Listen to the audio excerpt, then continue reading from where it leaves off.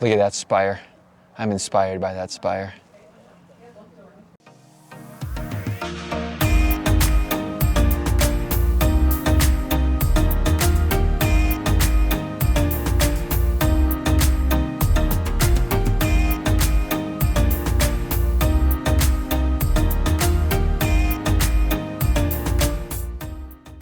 On this awesome day in Austria, we visit Hochosterwitz Castle. We paddle along on Lake Wörthersee, and we walk among tiny world-famous landmarks. We started out our morning exploring the famous Hochosterwitz Castle that sits up on a 564-foot dolomite rock. There is a path that can be taken up to Hochosterwitz, and it winds its way through the 14 gates that at one time helped protect the castle. About halfway up, we ran across a beautiful garden.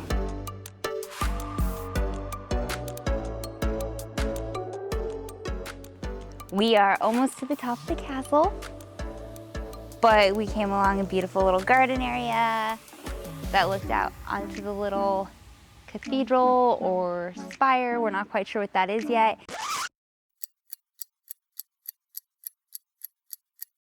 All right, mystery solved. The spire is actually the top part of the castle church. Had we done probably 3 minutes of research before we got here, we would have known that. The church was open, so we decided to take a peek inside.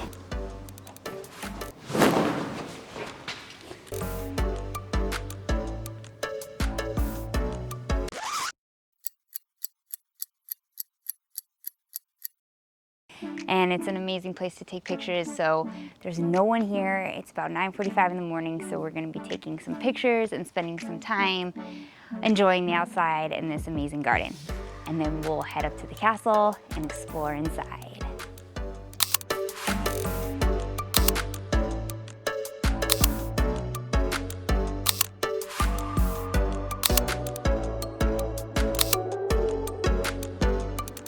We're about halfway up the walk to the Hochosterwitz Castle. We've got a beautiful view of the countryside. There's much different landscape out here from what we've seen in the past many days, where the mountains are much lower, the farmland, well, now the farmland is much wider and just more vast than we've seen in the other parts of the country. Next, we took the stairs into the castle where we discovered the courtyard. All right, we made it to the top of the castle, and there's a big courtyard here, as with most castles we've seen, the whole 2 castles that we've been to. And there's a big, lots of seating, pretty big kitchen, cooking area, pretty extensive menu. We didn't order or eat anything because it's, 10:30 in the morning. But there's people here enjoying cappuccinos and other little breakfast treats. So there's a reward for you if you make it up the 20-minute walk.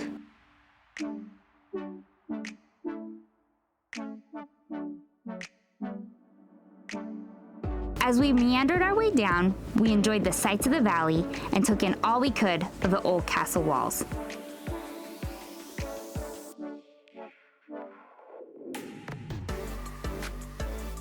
Oh, and of course, we had a few distractions. You got a big head. Dang it. It like bulges out to the sides. We just finished our walk. It took us 2 hours, and that was with the 20-minute walk up and the 20-minute walk down. It was 30 euros in total. They do have a lift you can take. It's an additional 10 euros each, and that includes up and down. But we suggest the walk because it's gorgeous and you get views of the castle from every angle. Anyway, that was our tour of the castle, and onward to the next spot.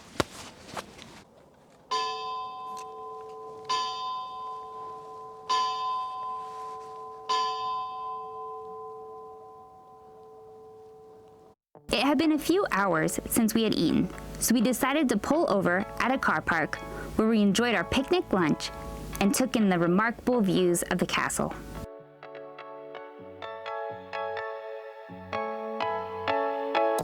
We made it to Lake Wörthersee.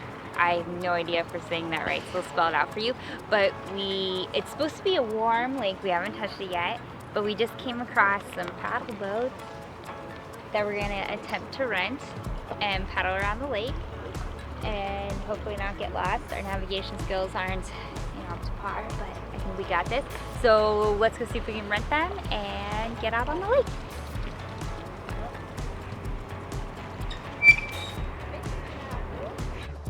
All right, we got our boat, paddle boat paid for. Well, we didn't pay for it. We gave him an ID. It's like 15 euro for the hour. We'll see if we last that long. But this is the first functional paddle boat I think I've ever been in. When you paddle, the boat actually moves. I feel like other paddle boats I've been in, you just kind of paddle and float around and get blown around by the wind. But this thing's moving pretty good. We've been paddling for about 4 minutes, and we're pretty far away from shore, so we're just gonna keep going. Beautiful blue water. Never seen anything like it before. This color is amazing. Love it. The water was actually quite warm for how big the lake was, and the views along the shoreline were great. So if you're in the Lake Wörthersee area, definitely stop and give the paddle boats a try. All right, well, we didn't sink the paddle boat. We spent about 30 minutes out there on the lake, paid our 750 euro, then left, walked back through Europa Park, right across the street to Minimundus. This is a beautiful looking outdoor park. Tickets were 17 euros to get into here. This place has over 150 wood carvings, wood models. They're all scaled 1 to 125 scale. You can see you got Taj Mahal, you've got Statue of Liberty, you've got some other all sorts of European castles and palaces and temples from all over the world. There's little train models running around. This place is awesome. Definitely worth coming to check out. Didn't know anything about it. Saw it on a road sign. Thought we'd stop. Here we are. Let's enjoy.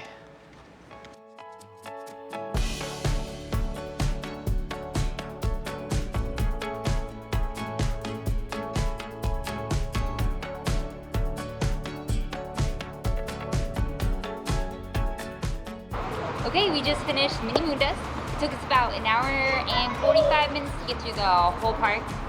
Statues or models 1 through, I think it was 155. So we're done with that, and we're gonna drive into the town of Klagenfurt. So let's go. Klagenfurt is the capital city of Carinthia, Austria, which is located in the south of Austria, close to the Slovenia border. We didn't spend much time in this relatively small city, but we did wander through the city center, enjoying the sights the city had to offer. The city's emblem is a winged dragon, so we had to make time to find the dragon fountain. And there were even a few other surprises along the way. So we made it to the dragon fountain just because it's a dragon fountain. How could you not want to go to a dragon fountain? This one's way cooler and better than the duck fountain that we were at earlier on the trip. So it's a cool, big, open square area here. There's people hanging out, riding bikes. Some skateboarders are cruising around. People just relaxing and having a good time. It's pretty late in the afternoon, so it doesn't feel as full as it should be, but with some heavy rain clouds possibly rolling in soon, maybe people are just heading home early, but we finally made it. This was what we set out to do this morning, and we have finally arrived at the Dragon Fountain. The surprise I mentioned actually happened to be a cat cafe. This was our first cat cafe ever, and I can tell you, it won't be our last.